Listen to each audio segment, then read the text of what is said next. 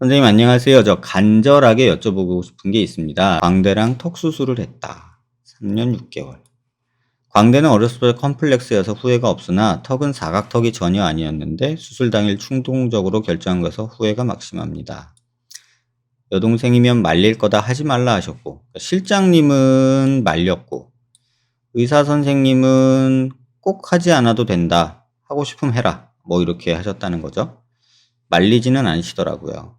의사 선생님까지 안 해준다고 말리셨으면 안 했을 것 같아요. 윤곽으로 유명한 선생님이신지라 수술을 잘못 하셨다고 생각하지는 않으나 턱 수술 자체가 하고 나면 처짐이 올 수밖에 없는 건 그때 몰랐어요. 3년 6개월 동안 윤곽 주사, 탄력 레이저 등 꾸준히 받았고요. 이제는 안 되겠다 싶어서 얼굴 지방 흡입 며칠 전에 받았습니다. 여기까지는 그래도 어쩔 수 없다 생각하는데 앞으로 나이가 들면서 계속 처짐과 시술과 싸우며 살아야 하는 건지 끝이 없는 싸움을 시작해버린 건지 제 자신이 너무 싫고 되돌리고 싶고 일단 여기 글만 봐도 조금 속상하죠. 사람이 외모를 신경 쓰는 것 외에 할 일도 많은데 계속 불독살, 이중턱 신경 쓰며 관리하며 나중에 안면 거상까지 하며 살아야 하는 건지 공포스럽기까지 합니다. 살성이 단단하지 않은 편이고 어렸을 적부터 얼굴살이 있는 편이었습니다. 지금 55 반 정도 되는 보통 체격이지만 어렸을 때는 소화비만도 있었고요. 피부는 두꺼운 편인 것 같아요. 노화가 와서 처져도 윤곽한 사람은 모양이 다르게 처진다. 불독살, 이중턱이 생기며 처진다고 하는데 제 얼굴을 봐도 그런 것 같습니다. 선생님 지금 제가 공포심을 갖고 있는 것만큼 어쩔 수 없이 계속 이렇게 살게 될까요? 만약에 선생님께서 턱 쏘면 공포에서 벗어날 수 있을까요? 재건을 해서 이 공포를 벗어날 수 있다면 상담 가고 싶습니다. 요즘은 옆에서 턱 봤을 때 턱선 있는 사람들이 부러울 정도예요. 오히려 분위기 있어 보이기도 하고. 솔직한 답변 부탁드릴게요. 자, 하나씩 좀 짚어볼게요. 제가 진료실에 환자분들이 오면 가장 많이 하는 말이 하나 있는데요. 오늘 그 말씀 잠깐 드릴게요. 어쨌든 첫 수술에서 뭔가 마음에 안 들어서 뭔가를 고쳐보고 싶고 해결하고 싶어서 저를 찾아오시는 분들한테 제가 항상 드리는 말씀이 있어요. 그게 뭐냐면 어쨌든 뭔가를 실수했어요. 시험을 봤는데 문제를 틀렸어요. 그러면 제일 먼저 해야 되는 건 뭐냐면 오답 노트를 작성해야 돼요. 우리 공부할 때도 그렇잖아요. 문제 틀렸어요. 시험을 봤으면 채점을 해. 근데 틀렸어. 그러면 틀렸다고 그 문제를 집어던지고 쳐다도 보지 않는 바에는 그런 문제 푸는 게 의미가 없어요. 오답 노트를 꼭 만들어야 돼요. 수술도 마찬가지라고 생각해요. 뭔가를 해서 마음에 안 들어서 뭔가 지금 해결을 하고 싶은 상황이라면 그 전에 내가 어떤 상황에서 뭘 놓쳤기에 지금 이 부분에서 아쉬움이 있고 속상함이 있는 건가에 대해서 본인이 오답 노트를 작성해야 돼요. 의사 역시도 저도 환자가 오면 환자분이 주신 정보를 가지고 어디가 놓쳐진 걸까? 어디서 환자가 미스했고 어디서 의사 선생님이 미스했을까? 그 부분을 저는 나름대로 또 형사 콜럼보 마냥 추측을 해야 돼요. 그래서 환자분한테 이런 부분을 놓치신 것 같고 의사도 이런 부분을 놓친 것 같고 해서 현재는 이러하니 앞으로는 문제를 해결하려면 어떻게 하는 게 좋을까 냉정하게 판단해 보자. 요 단계가 수술 전에 우리가 해야 되는 상담, 진단이라는 걸 하면서 해야 되는 가장 중요한 과정이거든요. 근데 저한테 오시는 환자의 한 90% 이상이 그런 거를 건너뛰고 지금 너무 괴로우니까 나 어떻게 해야 돼? 빨리 어떻게 해줘. 이렇게 되는 경우가 많아요. 그러면 저는 이제 혼내기 시작하는 것 같아요. 그러니까 잔소리를 하기 시작해요. 아, 그게 중요한 게 아니라 좀 차분해지라고. 급하게 서두르지 말라고. 이러면서 좀 워워 시키거든요. 근데 그 과정이 환자분한테는 굉장히 도전적으로 다가오는 것 같아요. 아무리 좋게 얘기를 하고 아무리 설득을 하려고 해도 그러니까 모르겠고 난 지금 그 새끼가 너무 싫고 나 수술해준 놈 그 놈 나쁜 놈이고 나는 분명히 안 할 수도 있었는데 왜 안 해가지고 이렇게 이 꼴을 만들어가지고 날 괴롭게 해. 막 요런 감정만 잔뜩 있는 그런 상황이 되는 것 같아요. 비슷한 얘기가 있어요. 실장님이 그랬대요. 실장님이 본인 여동생이면 말릴 거다. 솔직히 실장님이 이렇게 말리는 경우는 굉장히 드물어요. 설사 의사가 말려도 실장이 시키는 경우가 더 많죠, 일반적으로. 근데 이렇게까지 말했는데 왜 했을까? 근데 별로 생각이 없었다. 나는 별로 생각이 없었다. 근데 의사는 또 꼭 하지 않아도 된다. 본인 결정이다. 이렇게 말을 했대요. 적극적으로 말리지 않았다는 얘기죠. 그랬는데 했어요.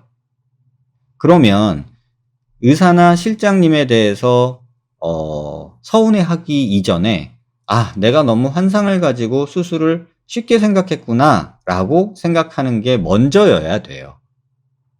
그래야지만 그 실수를 또 안 해요. 뭐 잘잘못을 따지자는 게 아니에요. 누구는 편을 들자는 게 아니라. 그게 안 돼 있으면 똑같은 실수를 또 해요.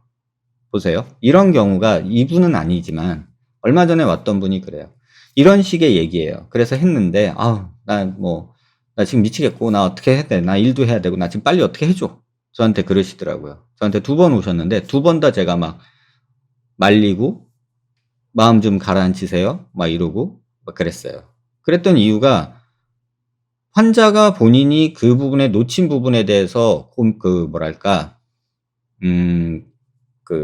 반성 또는 복귀를 안 하면 오답 노트를 작성을 안 하고 그냥 여기서 안 됐으니까 이 의사는 나랑 안 맞나 봐. 나 다른 데 갈 거야. 이런 식으로 하게 되기 딱 좋아요. 근데 그러면 안 돼요.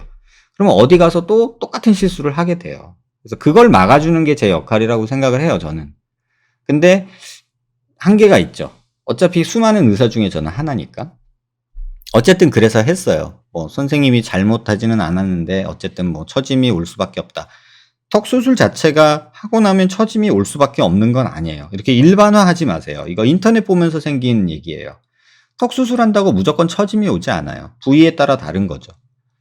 그때는 몰랐어요. 어쨌든 윤곽주사 탄력 레이저 꾸준히 받았고 이제는 안 되겠다 싶어서 얼굴 지방 흡입했고, 제가 항상 말씀드렸죠. 이런 환자분들이 공통적으로 겪고 있는 그 시퀀스가 있다고.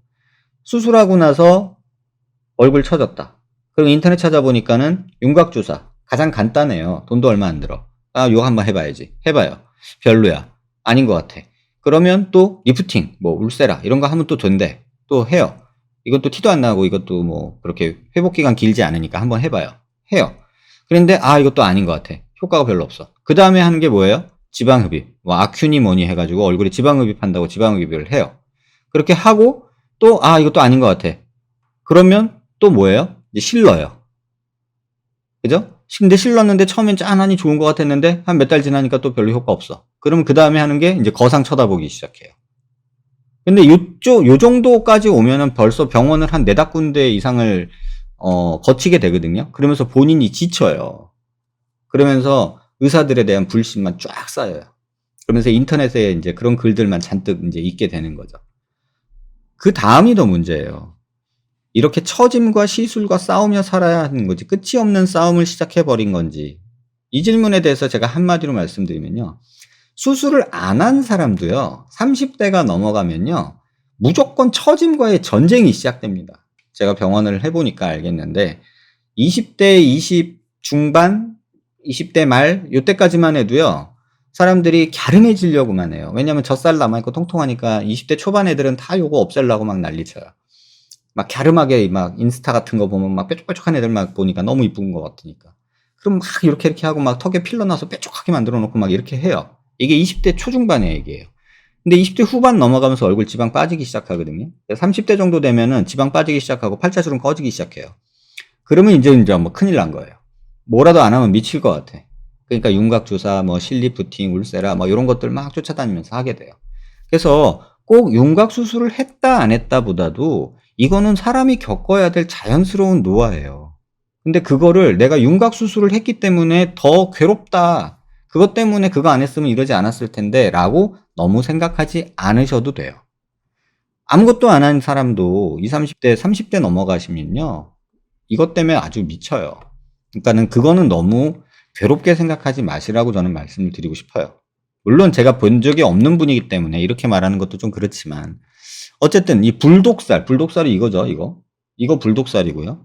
이중턱 이거는 사실은 불독살은 턱 수술을 많이 잘라서 생기는 거는 사실은 아니에요. 워낙에 살이 좀 있으셨어요. 제가 볼 때는. 지금 여기 보면은 아까 사이즈가 5 반 이런 얘기가 있었던 것 같은데. 그죠? 살이 조금 찐 편이에요. 5 반 정도 되면 아주 마른 분은 아니잖아요. 그리고 피부도 조금 두꺼운 편이었다고 본인이 말씀하시고, 그러면 기본적으로 좀 퉁퉁하신 동글동글하신 분인 거예요. 그래서 턱이 조금 없어지니까 이게 더 보이기 시작하는 걸 수 있죠. 그리고 이중턱은 턱이 잘려서 그런 걸 수도 있고 살이 조금 있어서 그런 걸 수도 있고, 물론 턱이 많이 잘리면은 여기는 또 티가 나는 것도 맞아요.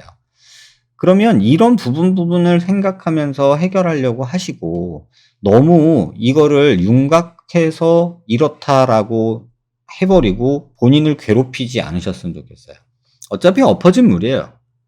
그렇다고 뭐 제가 무슨 여기 재건 수술을 한다고 뭐 여기 처지고 늘어진 게 다 올라붙는 건 아니잖아요. 근데 다만 턱 재건을 했을 때 이중턱이나 뭐 이런 불독살이나 이런 것들은 조금 완화돼요. 근데 그게 완전한 해결을 주지는 않아요. 지금 말씀하신 것처럼 3 년 6 개월 전이고 지금 나이가 어떻게 되시는지 모르겠지만, 그런 상황이라면 어찌 보면 자연스러운 노화 과정 플러스 그다음에 수술로 인한 약간 가속화된 부분, 고런 것들이 짬뽕이 되어 있지 않을까라고 생각을 해요. 그러니까 아주 뭐 땅이 무너지게 대단한 일이 벌어진 거 아니고 평생 막 그 짊어지고 가야 할 막 그 공포감이 사로잡힐 필요도 저는 전혀 없다고 생각을 해요. 살다 보면 이런 일도 생기고 저런 일도 생길 수 있죠. 그리고 실수했으면 다음에 또 안 하면 되죠. 그 마음을 갖는 게 더 중요하지 않을까 해요. 뭐 턱이 없어지면 있고 싶죠. 또 있을 때는 없고 싶어요. 제가 정말 재밌는 거 얘기해 드리면, 저는 제 턱을 굉장히 싫어해요. '아 이놈의 사각턱 이거 좀 어떻게 이렇게 갸름하게. 아 이거 주걱턱 왜 이렇게 튀어나왔니? 좀 나도 좀 이렇게 좀 이렇게 돌톰해 가지고 좀 이렇게 슉 해 가지고 좀 이랬으면 좋겠는데.' 이런 생각 저도 하고 살아요. 그런데 어떤 환자들은 와서 턱 끝을 저처럼 만들어 달래요, 이렇게 쫙 나오게. 지금 제가 농담 삼아 "미친 거 아니야?" 제가 그래요. 그리고 "선생님 턱 사각턱 너무 좋아요." 이래요. 난 이게 너무 싫은데. 또 반대로 저희 실장님 병원 와 보신 분들 알겠지만 여기 살이 되게 많으세요, 여기가 요렇게. 전 그게 그분의 가장 매력 포인트라고 저는 생각을 하거든요. 근데 본인은 이게 너무 싫대요. 또 환자들이 상담 오셔서 저희 실장님 여기 광대 여기 보고서는 자기도 여기가 이렇게 뻥긋했으면 좋겠대요. 근데 우리 실장님은 그럴 때마다 아주 코웃음을 치세요. "난 이게 싫어 죽겠는데." 이렇게 얘기를 해요. 사람마다 있을 때는 없었으면 좋겠고 없어지면 생기고 싶고, 이런 마음이 인간이라서 있어요. 그런데 그거를 지금처럼 자책하면서 괴롭게 판단하실 필요는 없다고요. 그냥 내 선택이었고 뭐 벌어진 일이면 받아들이고, 그러면 지금 상황에서 내가 뭔가 결정을 할 때 다시 요런 식의 후회를 하지 않을 선택을 하는 그런 방법, 시간, 고민을 하시면 돼요, 이렇게 후회보다는.